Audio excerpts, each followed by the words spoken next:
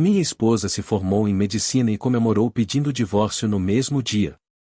Eu assinei sem discutir e desapareci completamente. Ela riu com os colegas sobre o peso morto, nunca imaginando que eu estava falando sério.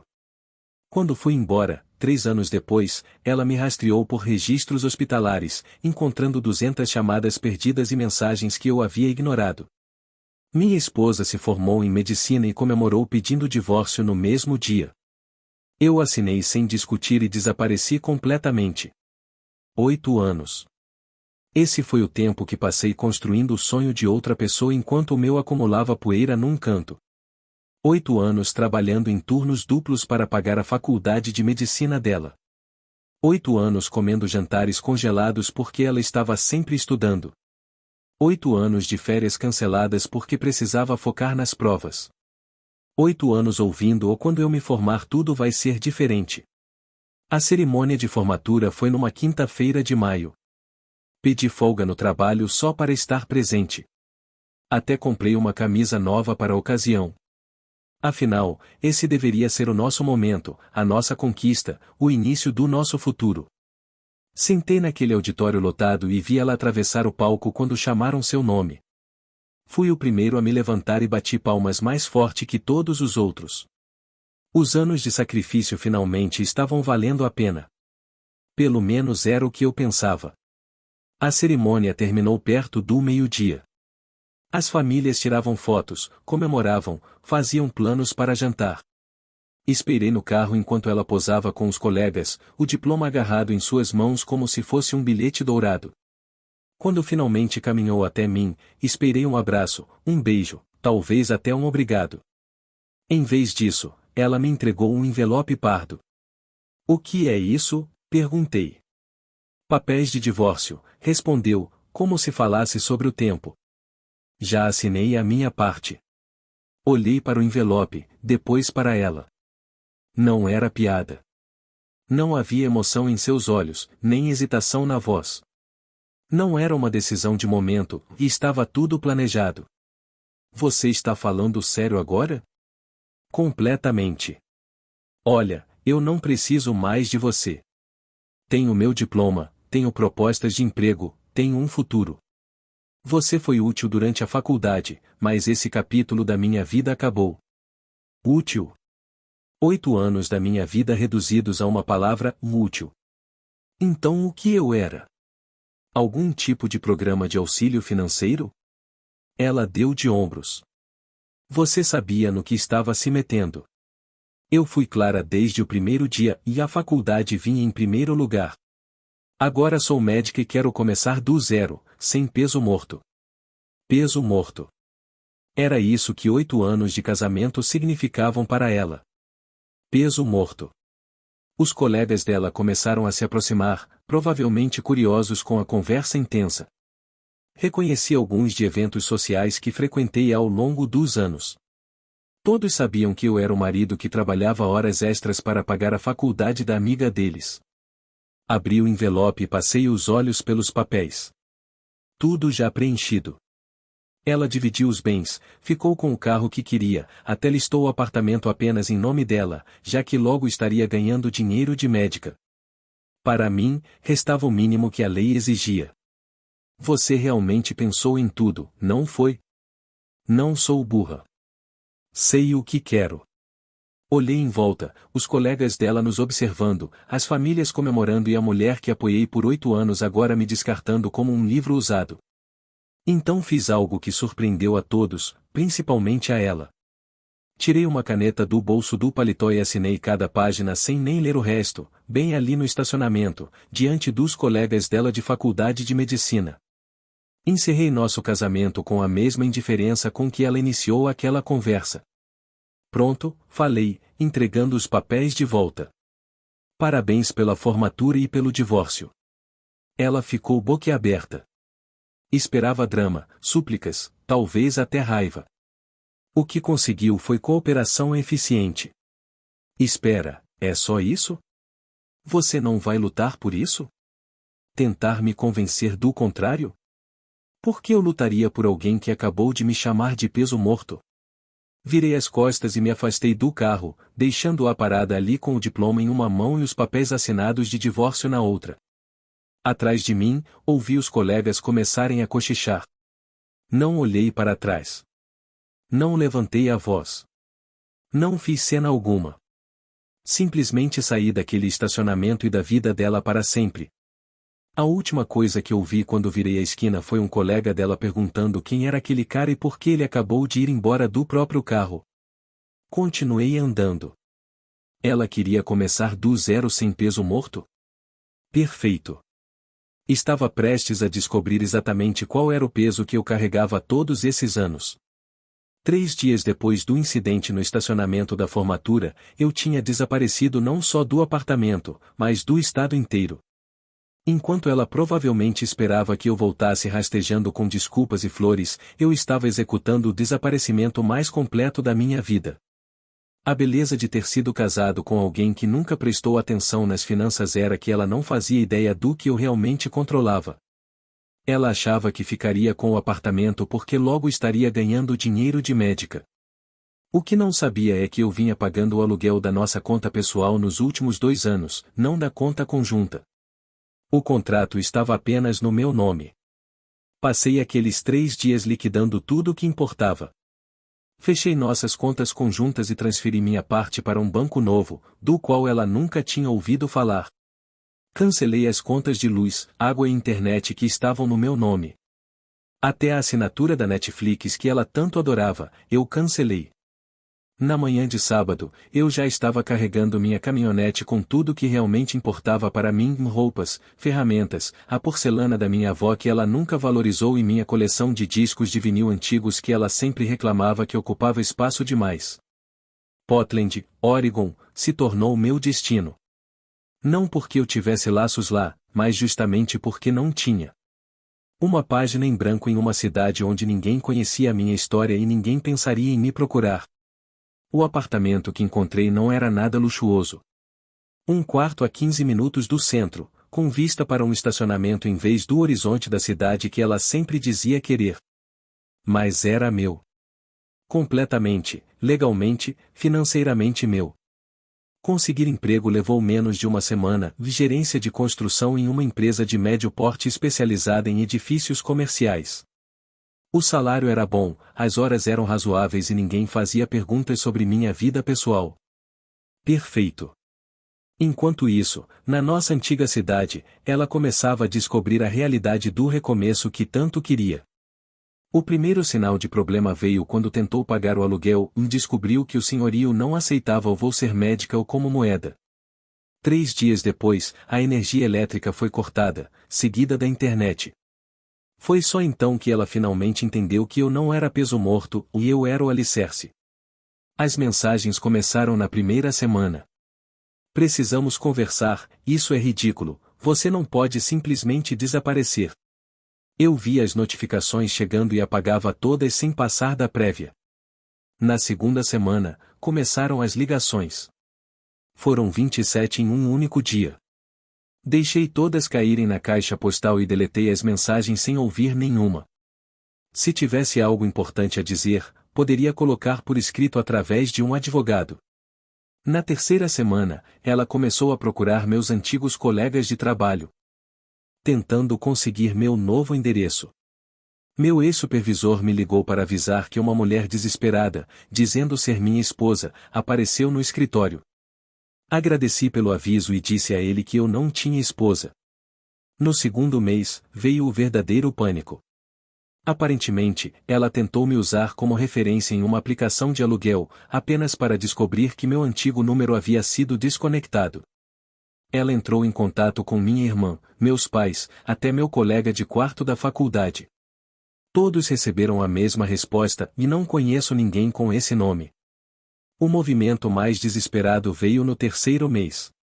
De alguma forma, ela rastreou minha nova empresa e ligou para o escritório principal dizendo que havia uma emergência familiar. Meu chefe me passou o recado. Eu disse a ele a verdade: não havia emergência porque eu não tinha família com aquele nome.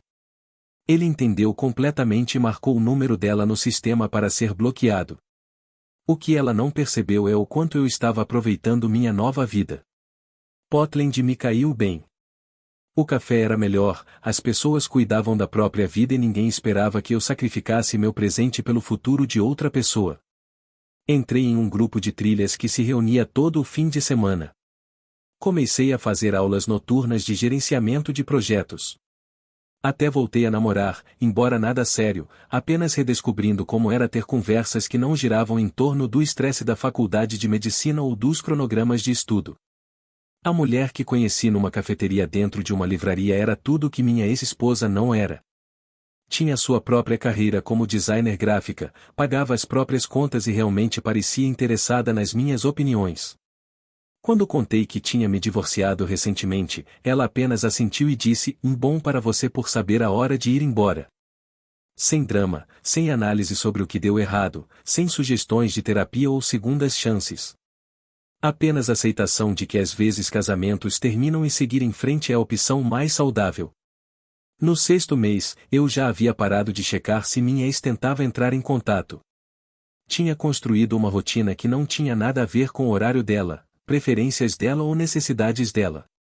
Acordar às 6 horas, tomar café enquanto lia as notícias, trabalhar das 7 horas às 16 horas, academia ou trilha depois do expediente, jantar com amigos ou uma noite tranquila em casa lendo. Simples, pacífico, meu. A ironia não me escapava. Enquanto ela provavelmente contava aos colegas sobre o recomeço como médica recém-divorciada, eu era quem realmente estava vivendo um recomeço. Sem peso morto me puxando para baixo, sem ninguém tratando minhas contribuições como conveniências temporárias.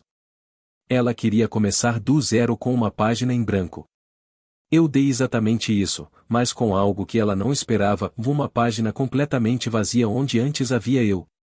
3 anos depois da minha vida em Portland, eu estava vivendo melhor do que em todos os 8 anos de casamento. O que eu não sabia era que, 3 anos após o início da carreira médica, minha ex-esposa estava descobrindo que a realidade tinha um senso de humor peculiar. Fiquei sabendo disso mais tarde por meio de um conhecido em comum que não resistiu em compartilhar a fofoca. Aparentemente, o recomeço dela não tinha saído como planejado.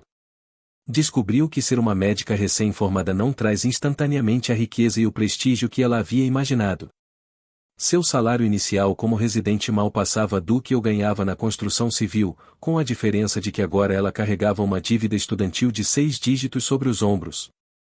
Dívida que antes era nossa, já que ela precisou da minha assinatura para consolidar os empréstimos. O apartamento que ela havia reivindicado nos papéis do divórcio virou um pesadelo financeiro em apenas 6 meses. Sem minha renda sustentando aluguel, contas e supermercado, ela torrou as economias antes mesmo de receber o primeiro pagamento da residência. Acabou arrumando 2 colegas de quarto apenas para conseguir sobreviver, dividindo o espaço que tanto sonhou em ter só para si. Essas colegas, segundo minha fonte, não ficaram nada impressionadas ao descobrir que ela havia se divorciado do marido logo após a formatura, especialmente quando perceberam que, na prática, estavam subsidiando o estilo de vida que ela planejava bancar com dinheiro de médica que não estava chegando tão rápido quanto esperava. A rotina de trabalho era brutal. 80 horas semanais, plantões noturnos, de sobreaviso em fins de semana que ela sonhava aproveitar como mulher livre e independente. A vida social que havia imaginado como médica solteira de sucesso se transformou em cochilos entre turnos, comida de refeitório de hospital e litros de energéticos. Enquanto isso, eu estava prosperando. A construtora onde entrei me promoveu a gerente sênior de projetos. Meu salário aumentou bastante. Eu estava à frente de alguns dos maiores empreendimentos comerciais de Portland. Comprei uma casinha com quintal, nada extravagante, mas totalmente minha. Sem hipoteca compartilhada, sem planejamento financeiro em dupla, sem precisar pedir permissão para gastar. O grupo de trilhas se tornou parte essencial da minha vida social. Todo fim de semana, faça chuva ou faça sol, explorávamos diferentes caminhos pelo Oregon e Washington. Eu estava na melhor forma da minha vida, tinha um grupo sólido de amigos, pela primeira vez em muitos anos, me sentia genuinamente satisfeito. A designer gráfica que conheci na livraria havia se tornado algo mais sério. Estávamos juntos há mais de 1 ano, seguindo devagar e com estabilidade. Ela valorizava o fato de eu não ter pressa em oficializar nada, considerando o meu divórcio recente. O que ela não sabia era o quão refrescante era estar com alguém que contribuía igualmente para a relação, em vez de me tratar como um sistema de apoio financeiro. Ela tinha sua própria casa, seu próprio carro, sua própria conta poupança. Quando saíamos para jantar, insistia em dividir a conta. Quando eu cozinhava, ela trazia vinho e sobremesa. Quando ela cozinhava, eu cuidava da limpeza e levava flores. Tudo era equilibrado, recíproco. Mas voltando à situação da minha ex-esposa, o ponto de ruptura aparentemente veio durante o segundo ano de residência.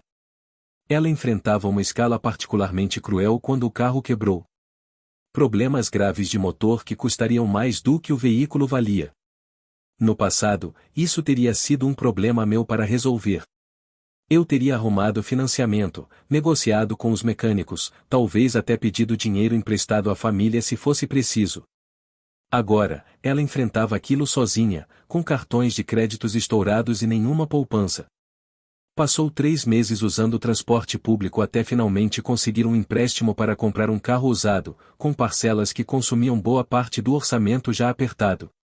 Toda essa experiência aparentemente desencadeou algum tipo de despertar sobre o que ela havia perdido ao descartar o peso morto. Foi então que começou a busca de verdade. Primeiro tentou pelas redes sociais, mas eu havia deletado todas as minhas contas antigas e nunca criei novas com meu nome real. Depois contatou todos os amigos em comum, mas a maioria já tinha escolhido lados depois do divórcio e o lado dela não era o mais popular. 2 anos após fracassadas tentativas, contratou até um investigador particular. Pagou 1.000 de adiantamento, dinheiro que ela não podia gastar. Ele encontrou antigos endereços, ex-empregadores. Até rastreou familiares que não lhe deram nenhuma informação útil. O avanço aconteceu quando ela abusou do acesso a bancos de dados médicos. Já no 3º ano da residência, de alguma forma tive a ideia de procurar registros de emprego hospitalar em vários estados, procurando pelo meu nome em descrições ligadas à construção civil.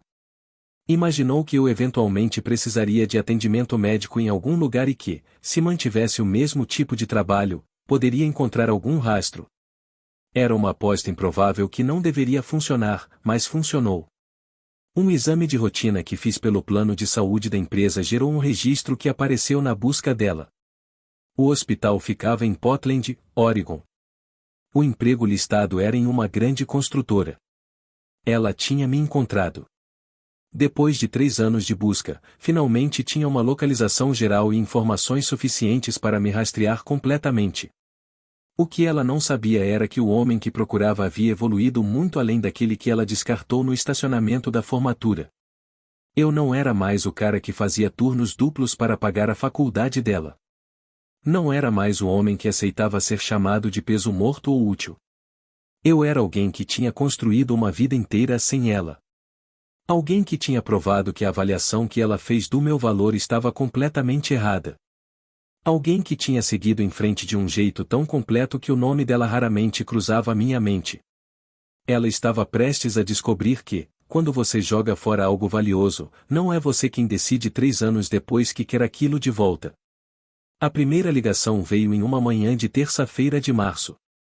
Meu celular mostrava 17 chamadas perdidas de um número que eu não reconhecia. Então as mensagens começaram a inundar. Eu sei que você está recebendo essas mensagens, precisamos conversar sobre o que aconteceu, eu cometi um erro e quero consertar, por favor me liga de volta. Eu deletei cada mensagem sem passar da prévia. Depois de 3 anos de silêncio completo, eu não tinha interesse em qualquer crise que de repente a fizesse lembrar da minha existência. As ligações continuaram por 2 semanas. Números diferentes agora, provavelmente telefones emprestados de colegas ou amigos. Eu bloqueava cada um assim que identificava o padrão. 17 ligações na terça, 23 na quarta, 31 na quinta. Ela estava escalando, ficando mais desesperada a cada dia de silêncio. Então ela ficou criativa. Meu telefone do trabalho tocou numa tarde de sexta-feira. Eu estava no canteiro de obras revisando plantas quando a recepcionista da matriz me ligou. Oi, tem uma mulher aqui dizendo que é sua esposa. Fala que há uma emergência familiar e que precisa falar com você imediatamente. Como ela é? Perguntei. A recepcionista descreveu perfeitamente minha ex-esposa. Havia de alguma forma encontrado meu empregador e dirigido até Portland. Estava sentada no nosso saguão agora, provavelmente inventando alguma história sobre notícia médica urgente ou crise familiar. Diga a ela que não conseguiu falar comigo e que estou fora do estado em um projeto pelas próximas 2 semanas. Pegue o contato dela e informe que alguém vai retornar a ligação. Entendido. Quer que eu realmente retorne a ligação? Não. 1 hora depois, meu supervisor me ligou com uma atualização. Ela havia esperado no saguão por 3 horas, perguntando repetidamente se eu tinha retornado alguma chamada ou aparecido em outros canteiros. Quando ficou claro que eu não iria, deixou seu número e um bilhete escrito à mão. O que dizia o bilhete? Perguntei. Algo sobre vocês precisarem discutir o futuro juntos. Ela parecia bem abalada quando percebeu que não iríamos ajudá-la a te rastrear. Obrigado por lidar com isso de forma profissional. Sem problema. Acontece de aparecerem as esposas malucas às vezes. Vou marcar as informações dela caso volte. Ela não voltou ao escritório, mas encontrou outras maneiras de fazer sua presença ser sentida. Aparentemente, passou o fim de semana dirigindo por Portland à procura da minha caminhonete em estacionamentos de apartamentos e restaurantes. Um dos meus amigos do grupo de trilha me ligou no domingo à noite para avisar que uma mulher com a descrição dela havia se aproximado dele em uma cafeteria, dizendo estar à procura do marido desaparecido e mostrando uma foto no celular. Cara, não falei nada para ela, mas parecia bem determinada. Disse que estava procurando há 3 anos. Valeu pelo aviso. Se ela se aproximar de novo, você nunca ouviu falar de mim. Entendido. Na segunda-feira, veio uma nova estratégia. Ela já tinha percebido que eu morava em algum lugar de Portland e decidiu cobrir a cidade inteira com sua busca. Postou em grupos de bairro no Facebook, em aplicativos tipo Nestor, até em Omissed Connections ou do Craigslist. Todas com a mesma mensagem básica: procurando meu marido, perdemos contato depois da minha residência médica, por favor ajudem-me a reconectar. Minha namorada designer gráfica me mostrou um desses posts na terça-feira à noite. Estávamos cozinhando no meu apartamento quando ela abriu o Facebook no celular. Isso é estranho. Uma mulher está postando em todos os grupos de Portland procurando o marido. Está usando uma foto antiga e tudo soa desesperado. Olhei o post. Era mesmo uma foto minha do casamento, provavelmente tirada em algum jantar que eu nem lembrava. A legenda parecia um anúncio de encontros perdidos, cheia de arrependimento e promessas de consertar as coisas. Parece alguém que não entende que certas pontes não podem ser reconstruídas depois de queimadas, minha namorada sentiu. Os comentários estão pesados. A maioria das pessoas está dizendo que se o marido quisesse ser encontrado não teria desaparecido tão completamente. Ela tinha razão. A seção de comentários estava cheia de gente apontando o óbvio: homens não somem completamente sem motivos muito fortes. Várias mulheres compartilharam suas próprias histórias de ex-maridos que simplesmente cortaram todo o contato, e o consenso era claro: desse nível de evasão significava que algo sério tinha acontecido. Na quarta-feira veio a jogada mais desesperada. Ela de alguma forma conseguiu meu endereço. Cheguei do trabalho e encontrei-a sentada no carro do lado de fora da minha casa. Ela já estava lá tempo suficiente para atrair a atenção dos vizinhos, porque a senhora Chung, da casa da frente, me chamou assim que estacionei na garagem. Aquela mulher está parada ali desde o meio-dia perguntando a todos que passam se conhecem você. Nunca a vi na vida, respondi. Obrigado. Se ela se aproximar de novo, pode ligar para a polícia e relatar comportamento suspeito. Estacionei na garagem e entrei pela porta lateral, evitando qualquer contato com o carro dela. Agora ela sabia que eu estava em casa, o que significava que a verdadeira confrontação estava por vir. A campainha começou a tocar por volta das 19 horas. Toques contínuos, agressivos, que duravam 2 minutos seguidos.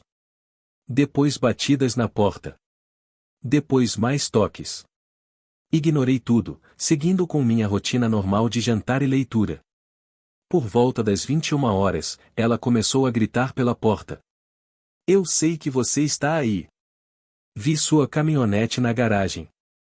Precisamos conversar como adultos. Dirigi 16 horas para chegar até aqui. Não vou embora até você pelo menos me ouvir. Os vizinhos com certeza estavam assistindo ao espetáculo. Eu vi as luzes das varandas se acendendo rua abaixo.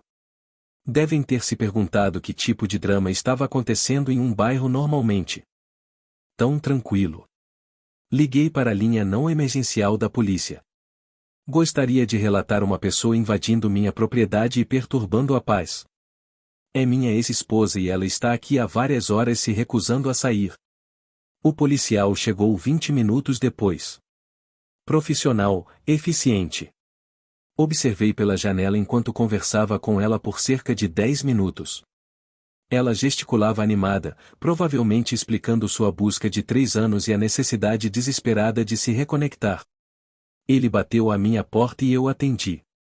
Senhor, a mulher afirma ser sua ex-esposa e diz que precisa discutir assuntos importantes com você. Está disposto a falar com ela? Não. Estamos divorciados há 3 anos e não tenho interesse em qualquer comunicação com ela.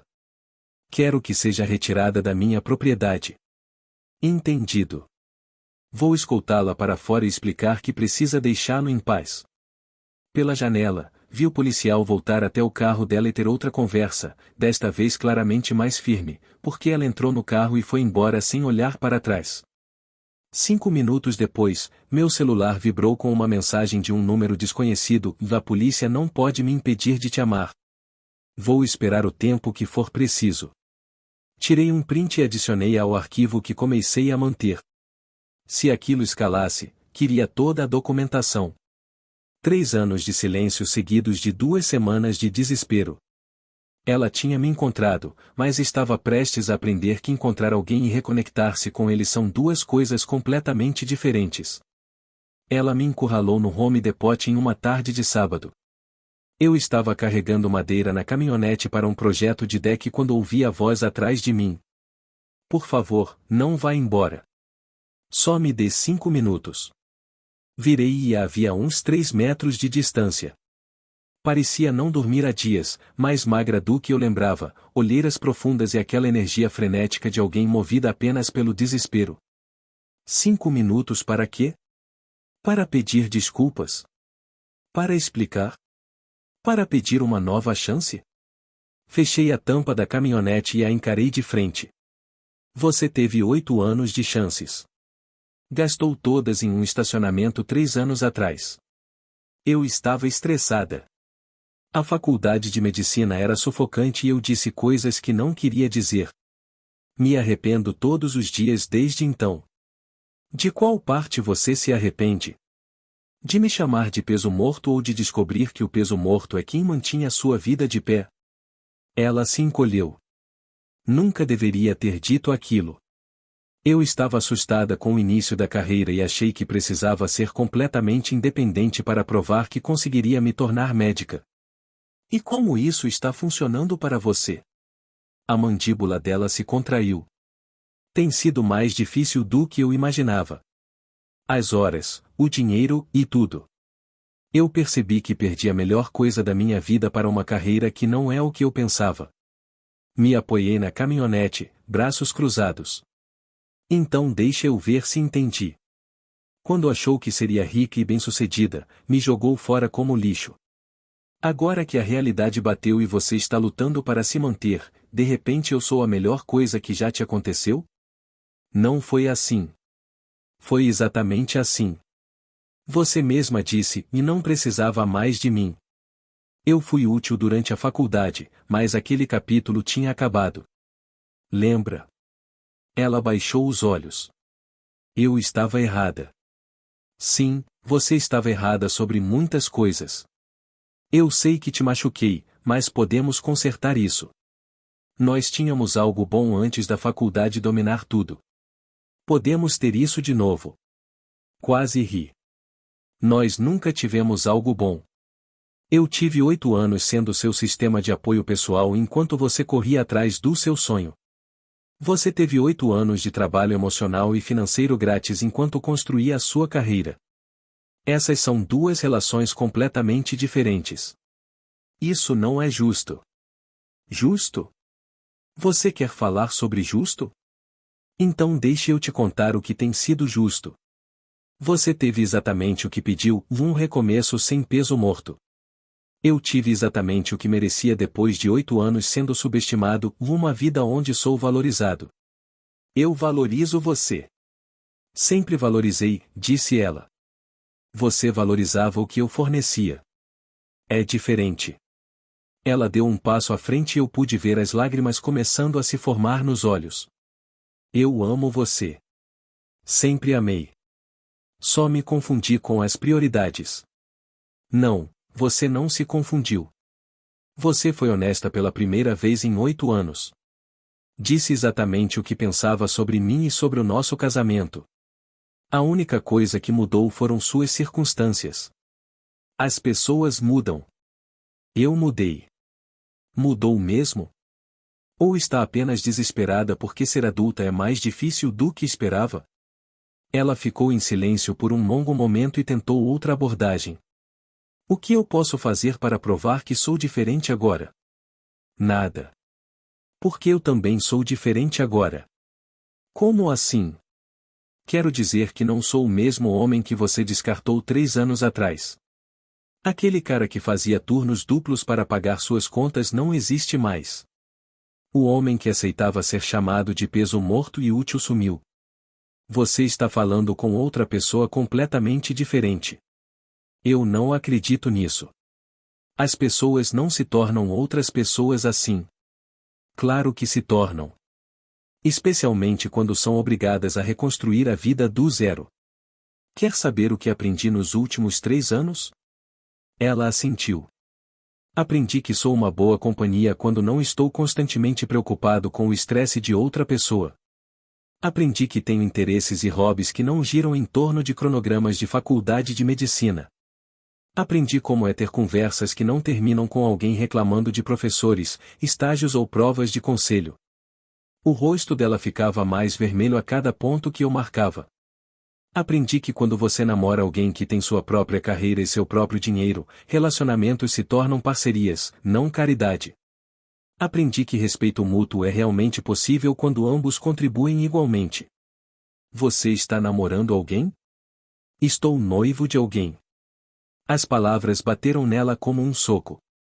Ela chegou a dar um passo para trás, levando a mão ao peito. Noivo. Há 3 meses. Vamos nos casar em setembro. Mas, e ainda somos casados? Não, não somos. Você me divorciou, lembra? Papéis assinados e tudo, muito eficientemente tratado. Quer dizer, poderíamos ainda, se você quisesse tentar de novo. Eu não quero tentar de novo. Quero continuar seguindo em frente com alguém que me escolheu quando tinha opções. Não com alguém que só me quer de volta porque as outras opções não deram certo. Ela chorava abertamente agora. Não era para ser assim. Como era para ser então? Você aparecia depois de 3 anos, pedia desculpas por me tratar como um lixo e eu deveria, grato, aceitar você de volta na minha vida? Sim, e não sei, e eu só pensei que se conseguisse te encontrar e explicar. Você pensou que eu estaria aqui sentado esperando você perceber seu erro. Como se eu tivesse ficado em pausa até decidir que precisava de mim de novo. Ela não respondeu, mas a expressão no rosto confirmava exatamente o que tinha passado pela cabeça dela. Aqui está algo que você nunca entendeu sobre mim, e eu não fico esperando as pessoas descobrirem meu valor. Quando você me jogou fora, eu levei a sério sua palavra e segui em frente. Completamente. O homem que você está procurando se casou de novo com alguém que o aprecia desde o primeiro dia. Eu poderia apreciar você agora. Tarde demais. Outra pessoa já aprecia. Abri a porta da caminhonete e entrei. Ela ficou parada ali me olhando, provavelmente esperando que eu mudasse de ideia ou desse algum sinal de esperança de reconciliação. Em vez disso, abaixei o vidro e dei um último conselho. Da próxima vez que encontrar algo valioso, tente não jogar fora só porque acha que encontrou algo melhor. A maioria das pessoas só tem uma chance de cometer esse erro. Dirigi embora, deixando-a parada no estacionamento do Home Depot com a mesma expressão de 3 anos atrás quando assinei os papéis do divórcio. A diferença era que desta vez ela entendia exatamente o que tinha perdido. 2 semanas após o encontro no Home Depot, ela fez uma última tentativa desesperada. Apareceu no meu trabalho novamente. Desta vez com outra história. Disse à recepcionista que era médica com informações urgentes sobre minha saúde que exigiam discussão imediata. Meu supervisor me chamou à sala dele. Sua ex está de volta. Desta vez está dizendo que é uma emergência médica. Quer que eu chame a segurança? Na verdade, deixe eu lidar com isso pessoalmente. Fui até o saguão onde ela me esperava, ainda de scrubs, provavelmente depois de um plantão noturno.